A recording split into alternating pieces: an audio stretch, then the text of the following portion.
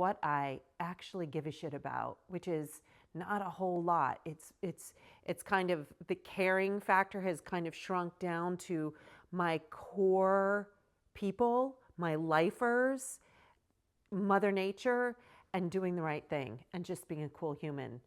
I like within that loss, trying to find, it's not reason or purpose, but it is a what am I doing and why conversation within all of the existential madness that goes down when you lose a child.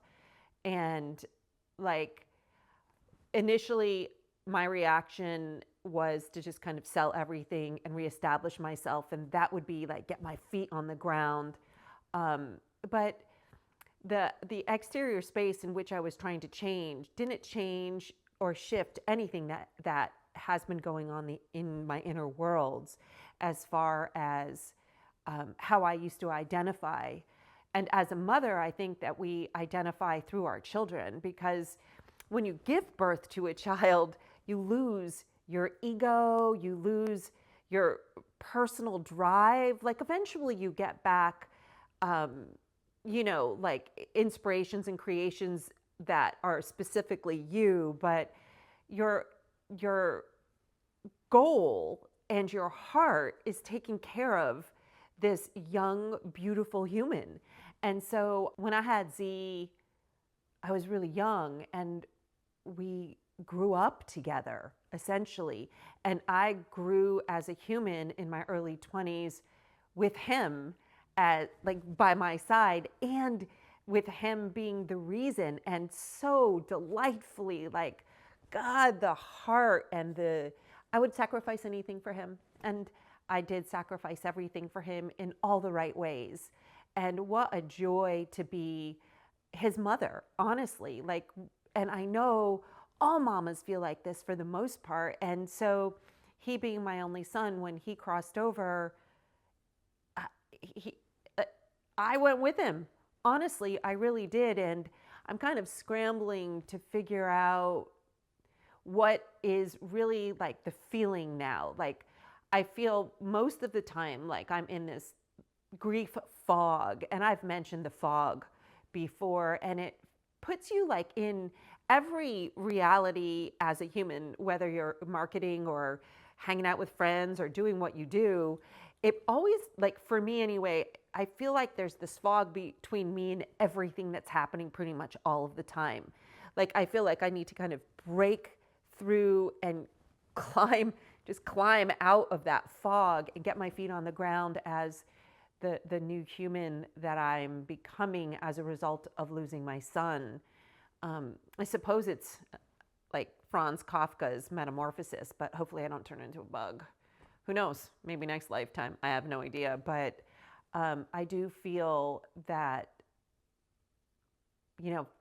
I'll never be the same, honestly.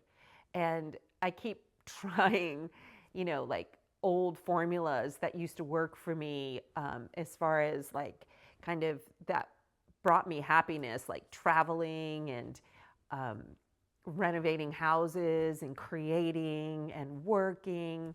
And now I'm kind of getting to the point where, God, it's been 8 years, and I'm just realizing after all of this time, because of course you're going through so many twists and turns of grief, it's not a really, like for me anyway, specifically, it hasn't been like a conscious experience learning how to find myself, and not find myself, but who the fuck am I right now? Like I used to live and breathe taking care of my family, and for it to be me now, I'm like, okay, well, maybe you ought to start taking care of you, Valarie. Like literally the meltdown happens and has happened. So I literally am taking a step. I'm selling my house again, and I have no idea what I am going to do next. Zero idea. I know that I don't want to be in a family home. I keep recreating these family homes. It's kind of crazy. But I realized standing in this home in Nashville, which I've never really spent any time at all on planet Earth in Nashville with my son. It's the unfamiliar place that I ended up in because I had ties here because of my job, which did not pan out very well because I didn't give a shit anymore. So I didn't really re-enter my career in the same way because I'm just not the same person. But I realized that I've been on this pattern of recreating that from that momentum I had from in my early 20s, provide, provide, provide, work hard and make a beautiful home for your family. And so I sit in this home and I have friends, my lifers again, who come in and out, but it's often empty. It feels so empty. And so my next move is to do something exactly opposite. Considering going back to New York, small apartment. Can I do that? I have no idea. Maybe. But I'm going to jump out of my box and try to clear the fog and go back to a place where I was a kid. I was a kid in New York and a kid in Connecticut. And I'm wanting to realign with the girl who used to have dreams and feel curiosity versus like all this weight, and maybe somehow get out of that and be able to recognize and really connect where I'm walking with my son, not without him. You know what I mean? Like that's really big for me to reach out and know that he's so close. In fact, in a meditation, he invited me into his temple on the other side. What an incredible invitation. And I'll circle back to how important meditation is for that connection. And I've lost mine, which is kind of like my connection in meditation recently, which is kind of why I'm in this fog, I think, ultimately. Kind of go in and out. But so he invites me into this temple space of his, and it's like a mini Notre Dame. And he brings me to the front of this chapeled space with stained glass windows, and there are sort of church-like pews, but not really. It's very surreal, just kind of stone benches here and there, and beautiful space, and so peaceful. But there's like this circle in the front of the space, and these little pews that you can kneel on. And so he invites me in, and I kneel on one of the pews, and he's kneeling on the other pew. And he looks at me with these huge almond eyes with so much love and peace. And it created a lot of ease in my being. And this happened a while ago. But anyway, when you looked over into that circle, it's his perspective of how he sees us and how close he is to me and to all that he loved.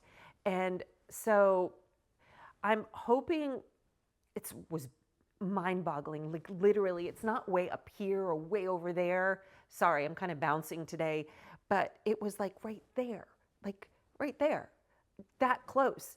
And it just peeling, it's like this peel back of what we consider this empty space. You peel it back, it's like right there, it's crazy. And so, and I intellectually know that, but sometimes, and in my heart, but sometimes my heart just doesn't get there because it's broken. I miss my physical son, my human son. But anyway, cutting to my next jump into kind of revisiting my childhood, I'm hoping that a spark of innocence and curiosity, kind of the light switch turns on, and I can step out of that fog. And I think grief ultimately brings you in and out of that fog probably for the rest of your life. I was watching this interview that happened a couple of years ago with Robert Plant, who lost his 5-year-old son to a stomach flu or something awful like that. And All of My Love, the song written for his beautiful son, and still he aches. We always will ache, whether you're aching the loss of your son or your sibling or your parent or your best friend. I mean, grief will keep you aching permanently. But sometimes that ache feels better than other times. It's about as simple as that.